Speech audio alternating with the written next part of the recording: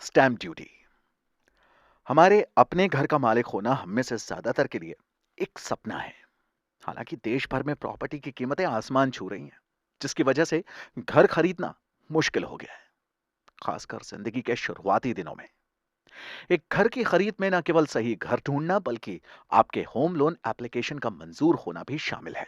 और ये फाइनल करने के इस पूरे प्रोसेस के दौरान कि घर खरीदने के लिए जो जरूरी अमाउंट हमें चाहिए वो हमारे पास पूरा है या नहीं, हम अक्सर स्टैंप ड्यूटी और रजिस्ट्रेशन फीस के खर्च को नजरअंदाज कर देते हैं, जिससे हमारे बजट्स गड़बड़ा जाते हैं।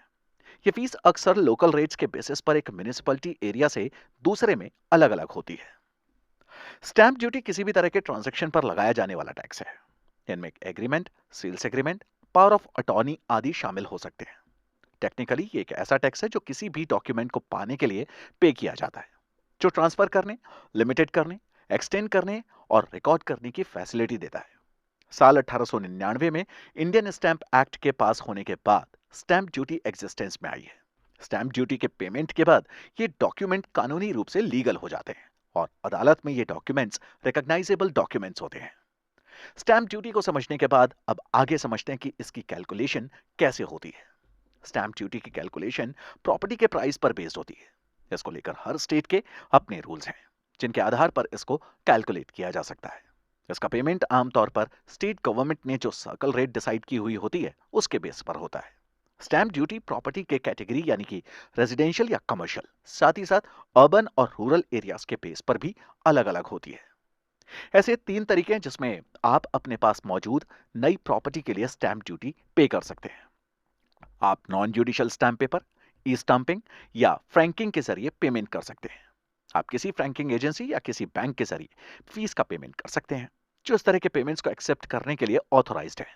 हालांकि फ्रैंकिंग में उस स्टेट के बेस पर कुछ एक्स्ट्रा फीस भी होती है जिसमें आप प्रॉपर्टी खरीद रहे हैं। रजिस्ट्रेशन फीस उन प्रॉपर्टियों पर लागू होती है जिनकी कीमत 30,000 रुपए से ज्यादा है। इस फीस का कैलकुलेशन आमतौर पर एग्रीमेंट प्राइस या मार्केट प्राइस जो भी कम हो उसके 1% पर की जाती है। आदमियों के लिए स्टैंप ड्यूटी दिल्ली, तमिलनाडु और पश्चिम बंगाल में 6%, यूपी और पंजाब में 8%, आंध्र प्रदेश में 3%, एमपी में आधा परसेंट और असम में 1% है। महिलाओं के लिए यह ड्यूटी दिल्ली और पंजाब को छोड़कर बाकी सब जगह उतनी ही है जितनी आदमियों के लिए है। दिल्ली में औरतों के लिए यह स्टैंप ड्यूटी 4% और पंजाब में 7% है।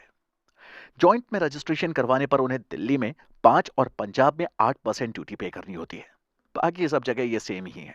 अगर रजिस्ट्रेशन सीनियर सिटीजन या फिर कोई कंपनी करवाती है तो उन्हें भी आदमियों जितनी ही स्टैंप ड्यूटी पे करनी पड़ती है।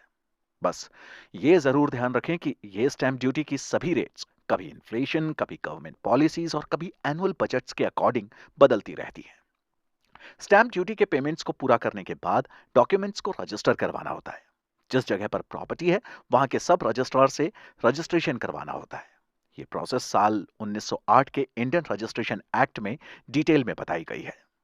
ये डॉक्यूमेंट्स के रिकॉर्ड्स को सही से मेंटेन करने के लिए करते हैं, ताकि आपको आपकी नई एसेट की ओनरशिप मिल जाए। डॉक्यूमेंट्स के रजिस्ट्रेशन में डॉक्यूमेंट्स को बहुत ही सीरियसली चेक किया जाता है और ये एक डिटेल्ड प्रोसेस है। कुछ जरूरी डॉक्यूमेंट्स जो आपको रजिस्ट्रेशन के टाइम पर चाहिए होते हैं वो हैं सेलर के साथ साथ बायर दोनों के PAN card, passport, driving licence जैसे पहचान के डॉक्यूमेंट्स। दो डॉक्यूमेंट्स के साथ ओरिजिनल एग्रीमेंट जो कि सब रजिस्ट्रार के कंफर्मेशन के लिए देना होता है। स्टैंप ड्यूटी के पेमेंट का सर्टिफिकेट, ट्रांजैक्शन का स्टेटमेंट, पेमेंट किए गए टैक्स का अकाउंट सर्टिफिकेट और रसीद। इस सारे प्रोसेस के बाद आपको एक यूनिक सीरियल नंबर के साथ एक रसीद दी जाएगी, जो यह दिखाता है कि रजिस्ट्रेशन प्रोसेस सक्सेसफुली कंप्लीट हो गया है। अब शायद आपको समझ में आ गया होगा कि स्टैंप ड्यूटी छोटी मगर कितनी इंपॉर्टेंट चीज है। भगवान करे आप भी देश के अलग अलग स्टेट्स में नई नई प्रॉपर्टीज बनाएं और तब आपको जब स्टैंप ड्यूटी पे करनी पड़े तो मेरी ये बातें शायद आपके लिए हेल्पफुल हो। जरूरत तो आपको शायद टीडीएस को भी जानने की पड़ेगी। इसलिए मैंने प्लान किया है कि अगले एपिसोड में मैं आपको टीडीएस के बारे में बताऊंगा।